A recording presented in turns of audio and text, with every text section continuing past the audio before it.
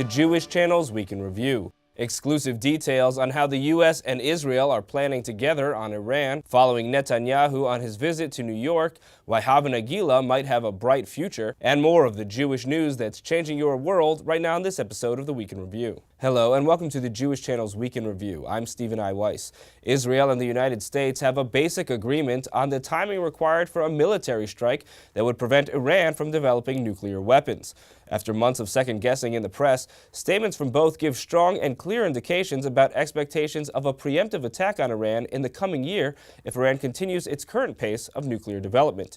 The Iran nuclear situation played out on the floor of the United Nations last week, with world leaders offering their perspectives at the same time as they're saying that they expect some kind of resolution to the situation before the UN gathers again a year from now. Israeli Prime Minister Benjamin Netanyahu offered his most detailed public statements yet about what he expects to be the, quote, red line that the world draws in front of Iran's nuclear development program. Here is how he put it. For a country like Iran, it takes many, many years to enrich uranium for a bomb. That requires thousands of centrifuges spinning in tandem in big, very big industrial plants. Those Iranian plants are visible, and they're still vulnerable. In contrast, Iran could produce the nuclear detonator, the fuse, in a lot less time, maybe under a year, maybe only a few months. The detonator can be made in a small workshop the size of a classroom. It may be very difficult to find and target that workshop, especially in Iran. That's a country that's bigger than France, Germany, Italy, and Britain combined. The same is true for the small facility in which they could assemble a warhead or a nuclear device that could be placed in a container ship. Chances are you won't find that facility either. So in fact, the only way that you can credibly prevent Iran from developing a nuclear weapon is to prevent Iran from amassing enough enriched uranium for a bomb. So how much enriched uranium do you need for a bomb? And how close is Iran to getting it? Well, let me show you. Brought a diagram for you. Here's the diagram. This is a bomb. This is a fuse. In the case of Iran's nuclear plans to build a bomb, this bomb has to be filled with enough enriched uranium. And Iran has to go through 3 stages. The first stage, they have to enrich enough low-enriched uranium. The second stage, they have to enrich enough medium-enriched uranium. And the third stage and final stage, they have to enrich enough high-enriched uranium for the first bomb. Where's Iran? Iran's completed the first stage. Took them many years, but they completed it, and they're 70% of the way there. Now they're well into the second stage. And by next spring, at most, by next summer, at current enrichment rates, they will have finished the medium enrichment and move on to the final stage. From there, it's only a few months, possibly a few weeks, before they get enough enriched uranium for the first bomb. Ladies and gentlemen, what I've told you now is not based on secret information. It's not based on military intelligence. It's based on the public reports of the International Atomic Energy Agency. Anybody could read them. They're online. So if these are the facts, and they are, where should a red line be drawn? A red line should be drawn right here.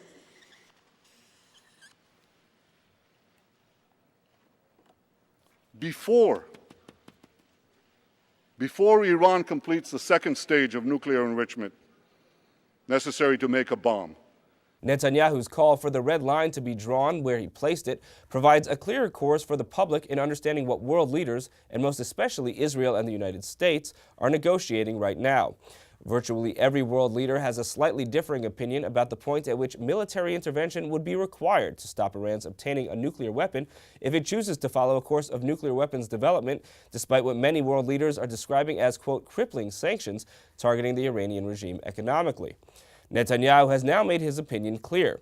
It's before the third stage of nuclear enrichment, before work begins on fuses and delivery systems, and certainly before any tests take place.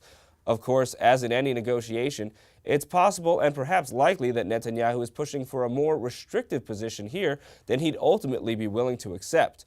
The Jewish Channel can reveal several facts about Netanyahu's speech at the United Nations after conducting an exclusive interview with his spokesperson, Mark Regev, excerpts of which you'll see in this newscast. The first is that the cartoonish bomb illustration used by Netanyahu was specifically chosen to make clear that Israel is not planning to wait for Iran to develop sufficient missile technology to deliver a nuclear payload directly to Israel, and that Israel wants Iran stopped before it has any nuclear device that could be placed on a container ship or other slower and less direct form of delivery. The Jewish Channel can also reveal that the Netanyahu administration and that of President Barack Obama have a substantially similar timeline for the date by which military intervention would be needed to keep Iran from developing a nuclear bomb. Netanyahu's broad target in his UN speech of the spring or summer of 2013 lines up very closely with the most detailed estimation offered by the administration of President Barack Obama. Defense Secretary Leon Panetta said during this past summer, and specifically in early September, that the opportunity to stop Iran from developing a nuclear weapon is, quote, roughly about a year right now, a little more than a year. And so we think we will have the opportunity, once we know that they've made that decision, take the action necessary to stop Iran. In the interview with Netanyahu's spokesman, Mark Regev, he stated several times that Israel and the U.S., quote, have an agreement in principle on the issue of Iran.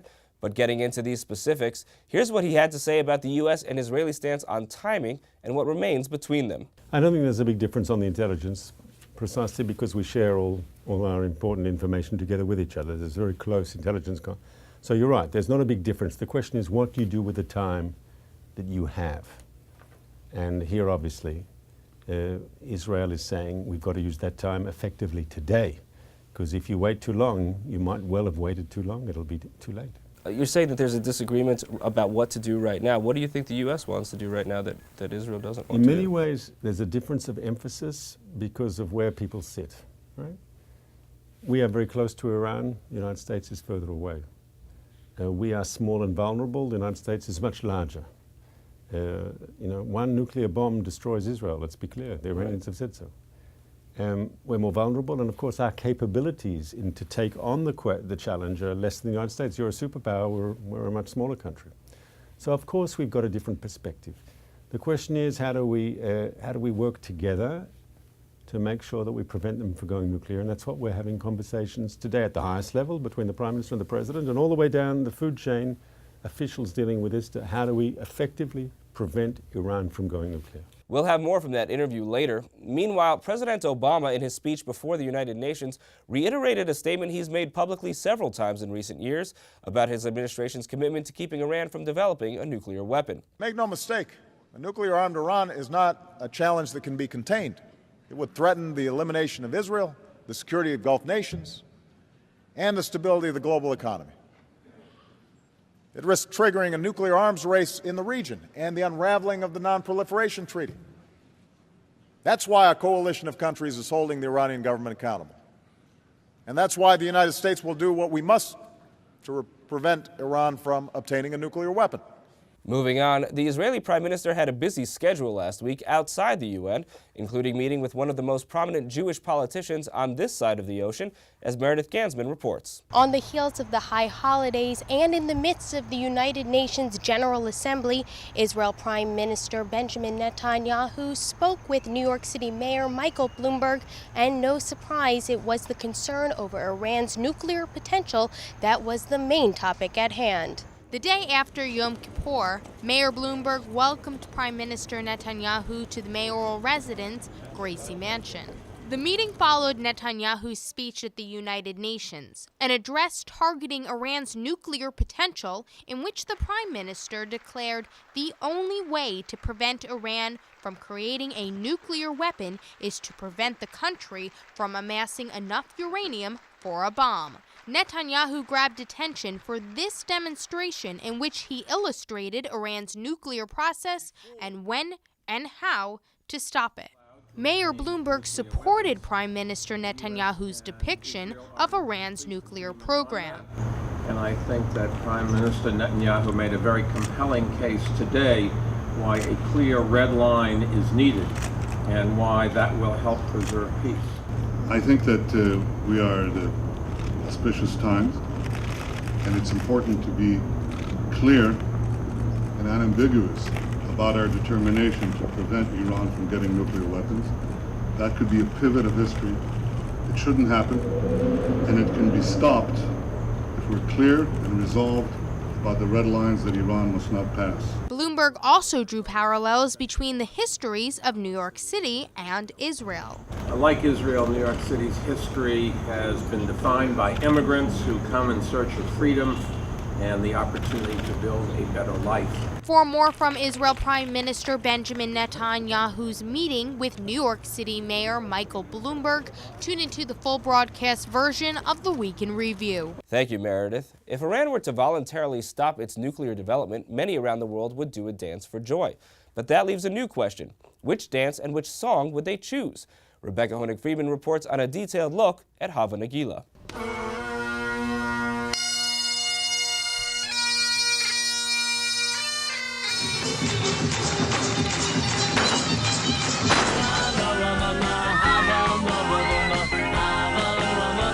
What do you think of when you think of Hava Nagila? I think of joy, celebration. Suburban American simcha. The song itself makes me happy because every time I'm hearing it, it means that somebody is celebrating something. It's one of those few songs that has the potential to get people on their feet and bring them together. Hava Nagila is the quintessential Jewish song. But here at the Museum of Jewish Heritage, they've come up with some new Jewish traditions, starting with the Hava Tequila. At the opening reception for Hava Nagila, a song for the people, a cocktail of tequila mixed with blood orange juice was a fun and festive way for the Museum of Jewish Heritage in Lower Manhattan to usher in its new festive exhibit, which was inspired by a documentary film currently making the festival rounds, and the realization by museum curators that while everyone recognizes the song, few know its history. After the words Hava Nagila, everyone else just kind of fades out and it's like la la la la la. And certainly people didn't know that it was a song that came from Ukraine, from the Hasidic court, and then the tune traveled to the Yishuv in Palestine, where it gained lyrics around the time of the Balfour Declaration, and then it went on to be a global hit.